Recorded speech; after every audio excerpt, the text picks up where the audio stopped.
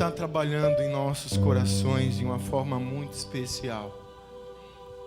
E quando a gente entende isso e coloca o nosso coração no modo sensível, no modo disposto a receber da parte dele esse tratamento, o resultado disso é a bênção dele sobre nós.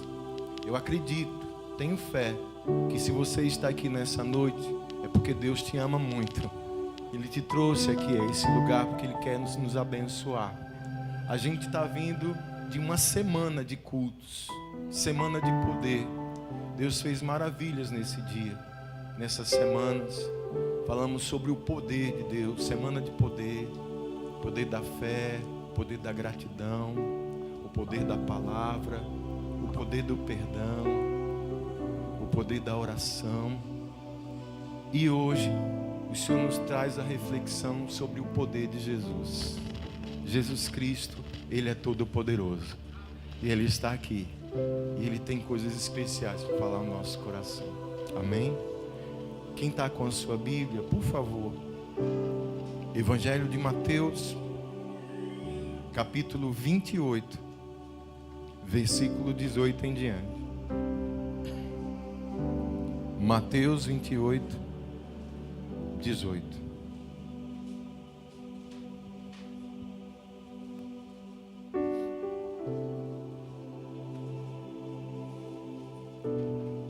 Amém? Quem achou diz amém? Então Jesus aproximou-se deles e disse: foi-me dada toda a autoridade no céu e na terra. Portanto, vão e façam discípulos de todas as nações, batizando-os em nome do Pai e do Filho e do Espírito Santo, ensinando-os a obedecer a tudo o que eu lhes ordenei. E eu estarei sempre com vocês até o fim dos tempos. Senhor, obrigado pela tua presença nesse lugar. Que teu Santo Espírito trate com os nossos corações. Que o teu poder, Senhor Jesus, se manifeste de uma forma linda e especial nessa noite. Cremos assim no agir do Senhor. Por isso já te agradecemos. No nome de Jesus. Amém. Podem sentar-se, por favor.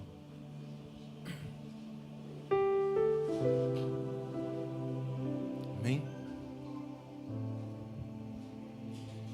O Evangelho de Mateus, ele encerra com essa passagem. E é um texto conhecido para muitos como a grande comissão. Jesus aqui estabelece seu propósito. Ele passa a missão para os seus discípulos, para que o propósito dele continue se manifestando. Aqui nós vemos uma ordenança do Senhor, ide, amém? O ide fala para que a gente busque levar esse evangelho, batizando em nome do Pai, do Filho e do Espírito Santo, ensinando ali a obedecer tudo o que Ele ordenou. E Ele ainda garante: e eu vou estar com vocês todos os dias das suas vidas. E Ele começa dizendo que para Ele, a Ele foi dado toda a autoridade. Algumas traduções têm escrito: a mim me foi dado todo o poder nos céus e na terra. Jesus aqui deixa muito claro que Ele é, escute, Jesus Cristo, Ele é todo poderoso. Jesus tem todo o poder para salvar. Jesus tem todo o poder para libertar. Jesus tem todo o poder para trazer a bênção do céu sobre a sua vida, para tratar, para curar, para restaurar, para salvar. Jesus é todo poderoso. Não existe impossível para Jesus. Ele tem todo o poder. E a Ele foi confiado todo o poder nos céus e na terra. Esse Jesus está aqui nessa noite. Esse Jesus está sobre a sua vida. Não há nada que o Senhor não possa fazer. Nessa semana de poder, falamos muito sobre o poder do Senhor. E quando Deus trouxe ao meu coração os propósitos, e encerrando falando sobre o poder de Cristo, veio ao meu coração sobre o poder do Senhor Jesus Cristo. Em que consiste então esse poder, Celso? Como o Senhor confiou a Jesus todo o poder para ele? Em que consiste esse poder? Qual é, vamos dizer assim, qual é o segredo do poder de Jesus? E um detalhe: o poder de Cristo manifesta-se sobre ele, e o poder de Cristo também se manifesta na minha vida e na sua vida. Entenda isso. O poder do Senhor Jesus Cristo, ele se manifesta em mim e em você, para fazer aquilo que nós precisamos, que ele sabe que nós necessitamos. Eu estava até falando aqui pela manhã, achando interessante, quando essa coisa de fonte de poder, né? O pessoal sabe que o pastor, ele gosta um pouquinho dessas coisas aí de cultura nerd, cultura pop. Porque se você for procurar, para quem conhece o Superman, conhece o Superman, né? O poder do Superman, né, Alisson? É o sol amarelo. Você sabia disso? É o sol que carrega a força do Superman. Quanto mais perto do sol, né? Se você vai falar, eita, o Homem-Aranha, como foi que o Homem-Aranha adquiriu aqueles poderes? Quem sabe? A aranha. Pastor, eu vim para a igreja, vim falar de Bíblia. Se eu vim falar de Super-Homem e Homem-Aranha, diga para o seu irmão, acalme o teu coração, meu irmão. Porque eu estou falando aqui de poder, um poder da ficção, um poder que não existe, mas Deus trata com o poder real, com o poder verdadeiro, o maior de todos os poderes, o poder do Senhor Jesus Cristo. E a fonte do poder de Cristo, ela também está ao nosso alcance. A fonte do poder de Deus está ao meu alcance e ao seu alcance. Pastor, então em que consiste? Como é que Jesus declara aqui que foi dado a ele todo o poder nos céus e na terra? Eu convido você a acompanhar essa leitura comigo, lá em Filipenses capítulo 2, versículo 1 em diante. Diz assim, acompanhe comigo. Se por estarmos em Cristo, nós temos alguma motivação, alguma exortação de amor, alguma comunhão no Espírito, alguma profunda afeição e compaixão, completem a minha alegria, tendo o mesmo modo de pensar, o mesmo amor, um só Espírito, uma só atitude. Nada façam por ambição egoísta ou por vaidade, mas humildemente considerem os outros superiores a si mesmos. Cada um cuide não somente dos seus interesses, mas também dos interesses dos outros. Seja a atitude de vocês a mesma de quem, irmãos? A mesma de Cristo Jesus, que embora sendo Deus, não considerou que o ser igual a Deus era algo que devia apegar-se, mas esvaziou-se a si mesmo, vindo a ser servo, tornando-se semelhante aos homens, e sendo encontrado em forma humana, humilhou-se a si mesmo, e foi obediente até a morte, e morte de cruz. Por isso, Deus o exaltou à mais alta posição. Ele deu o nome que está acima de todo nome, para que ao nome de Jesus se dobre todo o joelho, no céu, na terra, debaixo da terra, e toda língua confesse que Jesus Cristo é o Senhor, para a glória de Deus Pai. Você pode dar glória a Jesus? Amados, quando o Senhor me trouxe esse texto ao coração, aqui está a fonte do poder de Cristo. Aqui estão as virtudes que manifestam o poder de Cristo. E esse poder de Cristo, quando a gente entende isso, e traz para a nossa vida, faz também com que o seu poder se manifeste em nós. Eu vou repetir: Jesus tem todo o poder, poder para curar, poder para salvar, poder para libertar, poder para restaurar, poder de fazer o impossível, porque Ele é todo poderoso. E aqui, amados, nós vemos o apóstolo Paulo trazendo essa explanação à igreja do Senhor, falando a respeito de como Jesus, a Ele foi dado tanto poder e tanta autoridade. Porque Jesus, Ele aqui exercitou duas virtudes, amados, que são a manifestação, são coisas que atraem a presença de Deus, atraem o poder de Deus sobre a nossa vida. A primeira virtude de Cristo, que Paulo nos diz que nós temos que ser semelhantes a Ele, a primeira virtude de Cristo foi a sua humildade. Humildade, uma palavra bonita, muito usada e muitas vezes confundida. Porque às vezes quando alguém vai falar que outra pessoa ela é humilde, às vezes está olhando muitas vezes, missionário Daílson, para a aparência dela, ou então para o jeito dela. Mas humildade não tem a ver com aparência. Humildade tem a ver com caráter, com aquilo que está dentro, com o coração, com a atitude. E Jesus, Ele humilhou-se. Quando eu estava buscando aqui no Senhor essa palavra, amados, e veio ao meu coração algo que pode com certeza ter acontecido no céu, porque assim o fez. A Bíblia nos... Quantos creem que a Bíblia aqui é a palavra de Deus? Pronto, então vamos lá. Deus, Ele é todo poderoso, amém? Deus, Ele é um e ao mesmo tempo também Ele é Deus. Tão bonito isso, Deus é. Amém. Geralmente numa família assim, a maior autoridade de quem é? Do pai. Eu fico imaginando, ouça, Deus, Ele criou o homem, Ele criou a mim, criou a você. A Bíblia me diz que Ele criou o homem à sua imagem e semelhança.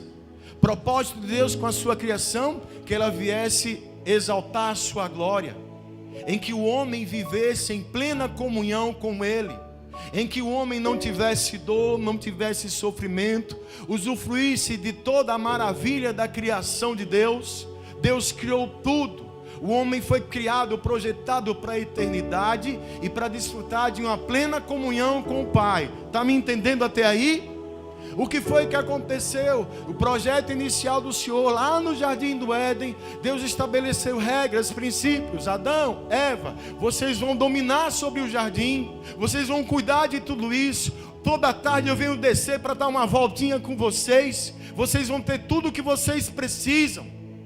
Agora eu dou uma dica: tem uma árvore lá no meio dos jardins, vocês podem comer de todas as frutas, menos daquela árvore.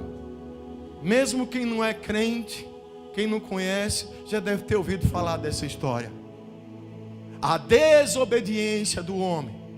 O homem comeu do fruto proibido, e com isso entrou o pecado na terra. E com o pecado entrando na terra vieram as suas consequências: a morte, a maldição e a condenação. Amados, a criação do Senhor estava condenada.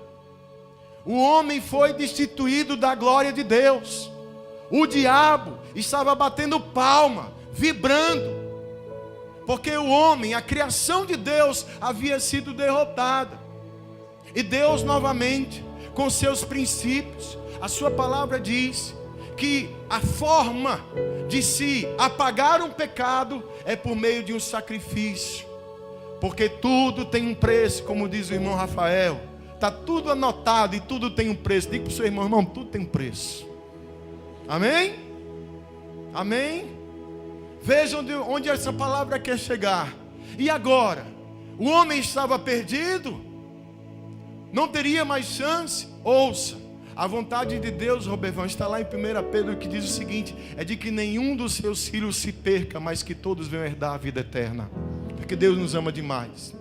E aí vem um pensamento no meu coração. Imagina essa conversa no céu, o pai chamando o filho: Jesus, vem cá.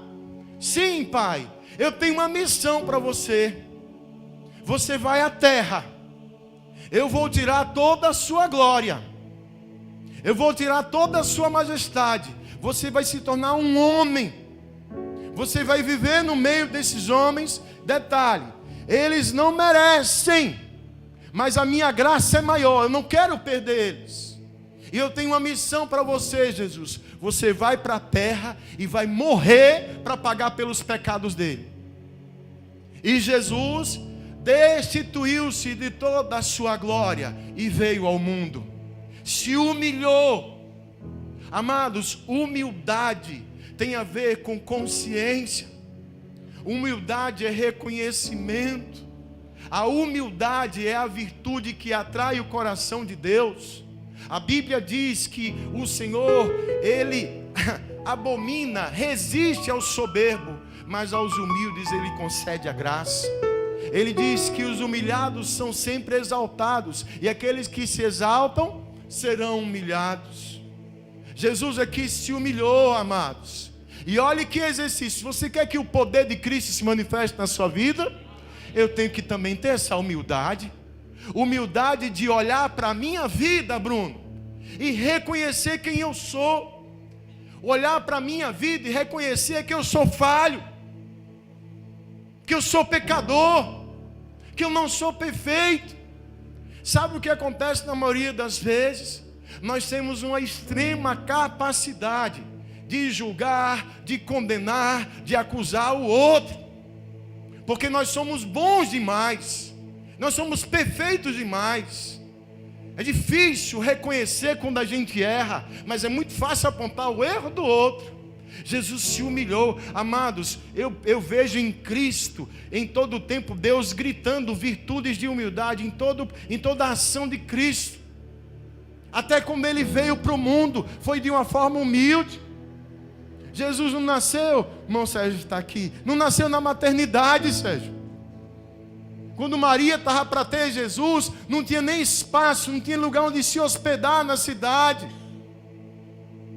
Só tem um lugar, quando encontrou um lugar, tem ali na manjedoura, tem um lugar que fica os bichos. E foi ali que Jesus nasceu, no meio dos animais. Eu estava lembrando disso de manhã. A Bíblia relata que Jesus teve uma entrada triunfal em Jerusalém. A entrada triunfal de Jesus em Jerusalém foi num cavalo branco, Alisson, com armadura reluzente, espada, escudo, comitiva, um exército. Foi assim que Jesus entrou em Jerusalém. Foi, irmão? Foi assim? Diz para o seu irmão, não foi não, irmão.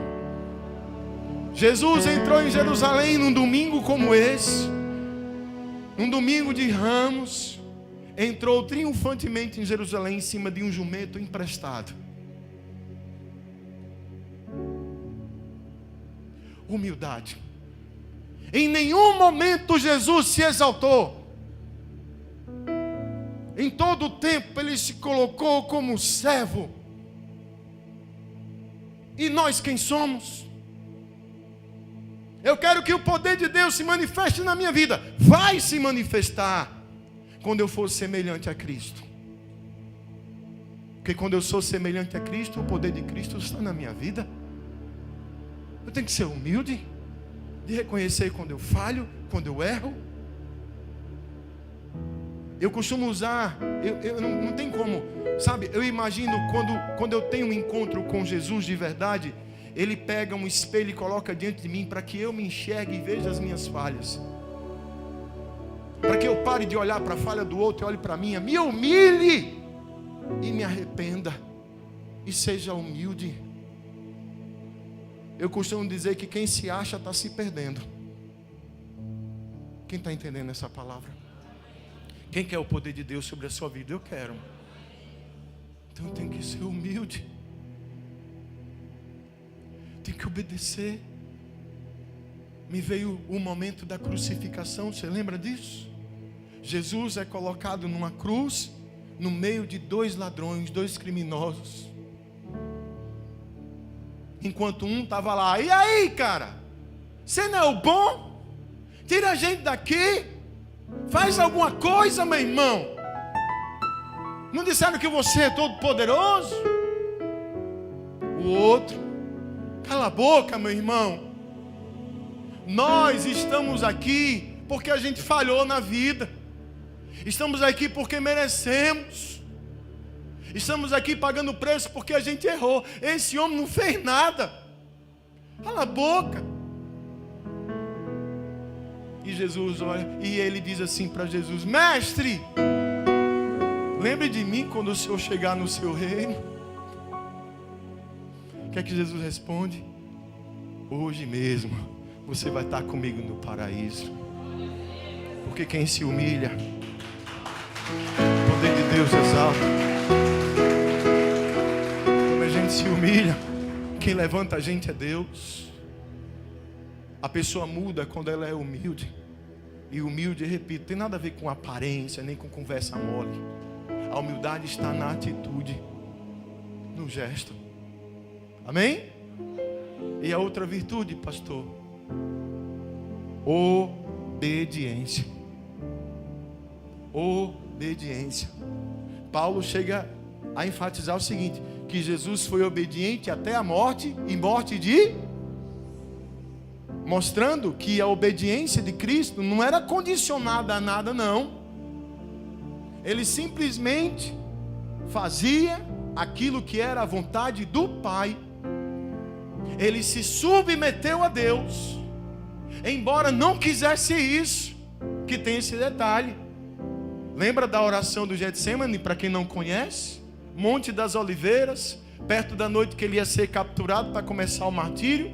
Jesus estava suando sangue, estava angustiado, e foi falar com o Pai: Pai, se possível for, afaste de mim, mas todavia não seja feito como eu quero, não, seja feito como o Senhor quer. Ele obedeceu, e o poder de Deus foi sobre a vida dele. Quem quer o poder de Deus na sua vida? Tem gente que quer o poder de Deus, mas não quer obedecer a palavra de Deus, não quer obedecer à vontade do Senhor. Está aqui para fazer o que quer. Porque se a coisa não é como eu quero, pastor, se não é do meu jeito, não dá certo. Você conhece gente assim? Aqui na Coroa do Meio tem não. Deus sabe. Deus sabe, né? Mas é a obediência. É onde eu sei que realmente eu estou em Cristo, ou Cristo está em mim. O próprio Jesus diz: eu não vim fazer a minha vontade, eu vim aqui para fazer a vontade daquele que me enviou. Quem disse isso foi Jesus. O Filho do Homem não veio ao mundo para ser servido, mas veio para servir, para dar sua vida em favor de muitos. Olha, não tem poder de Deus sem obediência, não. Obediência é princípio do Senhor. Você já notou que toda vez que a gente quebra um princípio de obediência, a gente, desculpe o termo, a gente quebra a cara? É consequência. É consequência, irmãos. Eu quero o poder de Deus na minha vida. Eu quero o poder de Cristo na minha vida. Humildade e obediência. Não tem outra forma. De manhã foi o Sérgio. Sérgio nasceu agora de manhã. Batizou de manhã. Você pode dar glória a Deus? É. Agora de noite, Lidiane aqui. Aconteceu o quê? Pegar o exemplo dela, assim como eu falei do Sérgio de manhã. No dia que eles se encontraram com Jesus, algo aconteceu. O Espírito Santo entrou na vida deles. Começou a tratar. Porque só se entrega para Jesus quem é humilde. Porque se entregar para Jesus, Flávio, é reconhecer os seus pecados. É assim que funciona. Não é? É reconhecer. Tem coisa errada na minha vida, e a Bíblia me diz que só quem conserta é Jesus. Então eu quero. E aí eles se humilharam, e diante do Senhor houve o perdão, a graça e a misericórdia. Amém? O próximo ponto é: isso precisa ser evidenciado. Isso tem que ser testemunhado. O mundo precisa saber que Cristo salva, que Jesus Cristo é o Senhor, que Jesus Cristo tem todo o poder. E o que é que a vontade diz? A palavra de Deus diz que aquele que crê e for será salvo. Então tem que batizar. E batismo, ele tem uma representação simbólica disso. A entrada na água é a morte para o mundo, é a morte da velha criatura, e a saída da água é o novo nascimento, uma nova criatura lavada e remida pelo sangue de Jesus. Manda quem pode, obedece quem tem Jesus.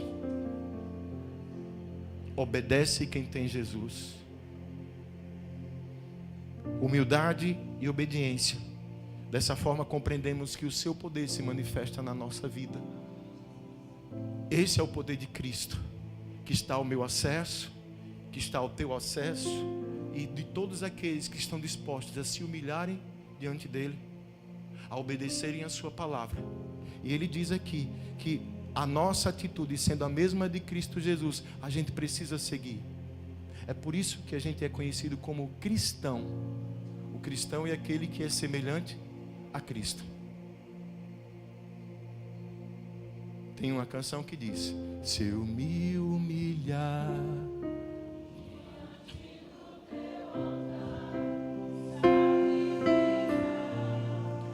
aquilo que é que acontece?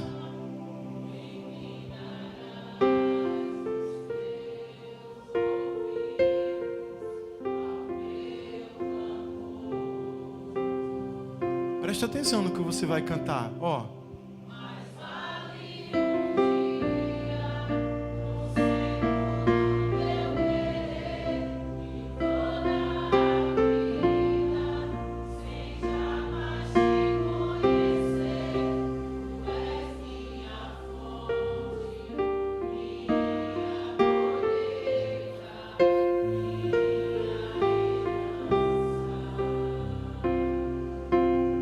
O poder de Cristo se manifesta na sua vida se nós nos humilharmos, se nós obedecermos a sua palavra, fazermos como ele fez. Esse é o poder de Cristo. É um poder real, é um poder que manifesta a glória de Deus na nossa vida, é um poder que nos transforma, é um poder que nos liberta.